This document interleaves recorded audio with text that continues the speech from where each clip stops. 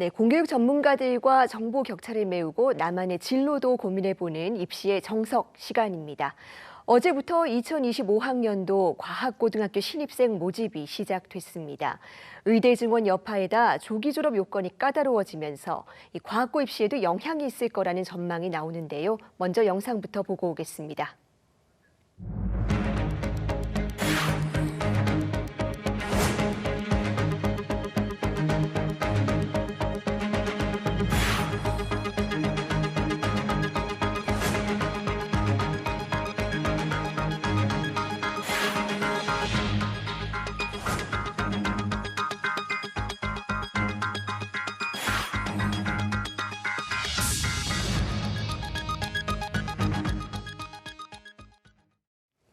네, 올해 고등학교 입시의 주요 특징, 서울 경신고등학교 김창목 선생님과 자세히 살펴봅니다. 선생님 어서 오세요.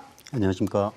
네, 아무래도 이 고입은 평준화로 운영하는 지역이 많다 보니까 상대적으로 조금은 생소하게 느껴지는데 구체적으로 어떤 전형들이 있습니까? 네, 고등학교 입학 전형은 선발 시기에 따라서 전기고등학교와 후기고등학교로 나뉘게 됩니다. 전기고에는 영재학교와 과학계열 그리고 예술계열 특목고 등이 있고요. 후기고에는 보통 우리가 이야기하는 일반고 그리고 국제고, 외고 등의 특목고가 여기에 속합니다. 또 선발 방식에 따라서 교육감 선발과 학교장 선발로도 구분되는데요. 교육감 선발은 교육감이 일괄 산출한 성적을 바탕으로 전산 추첨으로 배정하는 방식이며 대부분의 일반계 고등학교와 과학중점학교가 과학중점학급이 여기에 속하게 됩니다. 학교장 선발은 각 고등학교가 전형 계획을 수립하고 또 자기 주도 학습 전형이나 실기고사 추첨, 그다음에 중학교 내신 성적 반영 등의 방식으로 선발을 하게 됩니다. 모든 계열의 특목고와 특성화고 그리고 마이스터고 그리고 자율형 사립고가 이 방식으로 선발을 하게 됩니다. 또 시기별로 이중 지원 금지 규정도 적용돼서 전기고에는 한 개 학교만 지원이 가능하고요. 전기고에 지원해서 선발된 자는 후기고 전형에는 지원할 수 없기 때문에 시기별로 신중하게 지원해야 합니다. 네, 그렇다면 올해 고등학교 입시에서 눈에 띄는 어떤 변화나 특징이 있을까요?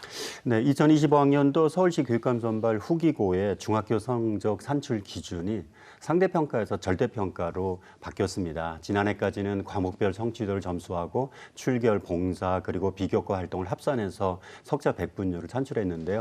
올해부터는 비교과에서 출결만 반영되고 교과 학습 성취 수준과 출결 상황에 대한 개인별 위치로 절대평가를 하게 됩니다. 그런데 사실 이러한 산출 방법의 변화가 그렇게 큰 파장을 가져오지는 않을 것 같습니다. 왜냐하면은 일반계고 지원자가 모집 인원을 넘어설 때 이 방식을 통해서 불합격자를 가리게 되는데요. 2023학년도에는 전체 6만여 명 지원자 중에서 불합격자가 단 76명에 불과했고요. 또 2024학년도에는 지원자 중에 불합격자가 단 한 명도 없었습니다. 네.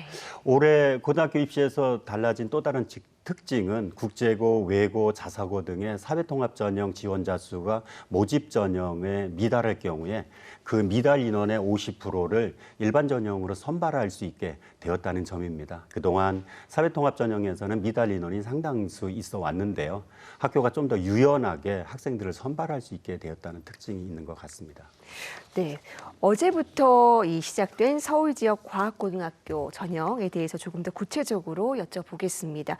어떤 절차가 보통 어떻게 진행이 되는 걸까요?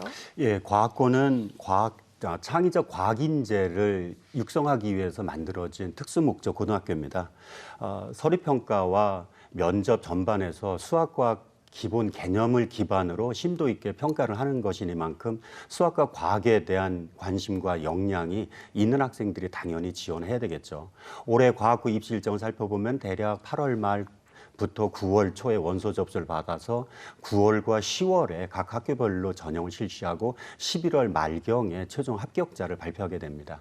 올해 전국 17개 시도 20개 과학고등학교에서는 1,642명을 선발하게 되는데요. 이는 지난해보다 4명이 늘어난 인원입니다. 일반 전형으로 1,310명, 그리고 사회통합 전형으로 329명을 선발합니다. 과학고는 광역 단위 선발을 원칙으로 하고 있어서 학생이 거주하고 있는 지역 내 과학고에 지원할 수 있습니다. 다른 전기고와는 동시 지원이 불가하지만은 영재 학교와는 이중 지원해도 상관은 없습니다. 네, 그렇다면 가장 중요한 요소는 뭐라고 볼 수 있을까요?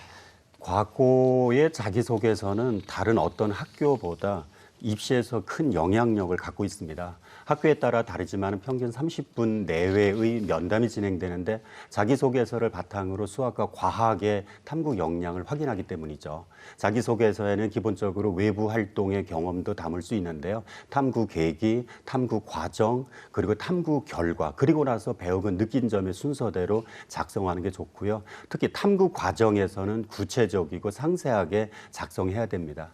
소집 면접은 과학고가 직접 출제한 과학, 수학, 문항에 대해서 지원자가 20분 내지 30분가량 답변을 구상하고 면접관 앞에서 자신이 구상한 답변 내용을 설명하는 방식으로 진행됩니다. 최근 출제 경향을 보면은 중학교 교육 과정을 바탕으로 하지만은 2가지 이상의 단원이나 과목을 융합하고 또 정답 없이 자신의 생각을 논리적으로 표현하는 이런 열린 문항의 형태로 출제되는 것들이 많고요. 실험을 설계하거나 제시문의 정보를 바탕으로 문제를 해결한 유형도 출제되고 있습니다. 따라서 학교별 기출문제 분석을 통해서 문제 유형을 파악하는 것이 매우 중요하다고 생각합니다. 네, 올해는 의대 증원, 여기에 조기 졸업 여건에도 변화가 생겨서 과학고 인기가 조금은 감소할지도 모르겠다, 뭐 이런 전망도 있습니다. 여기에 대해서는 어떻게 보시는지요? 사실 올해 2020학년도부터 전국적으로 의대 지원이 대폭 증가하고 또 과학고 졸업생이 이공계열이 아닌 의대 진학하는 경우에 장학금 환수 규정 같은 것들이 적용되고 있어서 과학고 선호도가 혹시 떨어지지 않을까 이렇게 일부는 예상하고 있는데요. 물론 결과는 뚜껑을 열어봐야 알겠죠. 그렇지만은 올해 메디컬 열풍과 의대 증원 때문에 이 영재 학교의 경쟁률이 낮아질 걸로 예상을 했습니다. 근데 지난 5월 말에 접수가 끝난 8개 영재 학교의 경쟁률을 비교해 보면은 오히려 이전 연도보다 조금 소폭 상승한 결과를 가져왔습니다. 그래서 한국과학영재학교를 제외한 7개 학교 경쟁률을 보면은 전년도 6.09대 1보다 소폭 상승한 6.17대 1이었습니다. 또한 지난 3년간의 전국 20개 과학고 경쟁률을 비교해 보면은 해마다 조금씩 경쟁률이 상승해 온 것을 볼 수 있었습니다. 이는 아마도 정부의 첨단학과 지원이 확대되고 또 이공계열 진학 선호도가 높아지면서 나타나는 현상이 아닐까 이렇게 추정이 됩니다.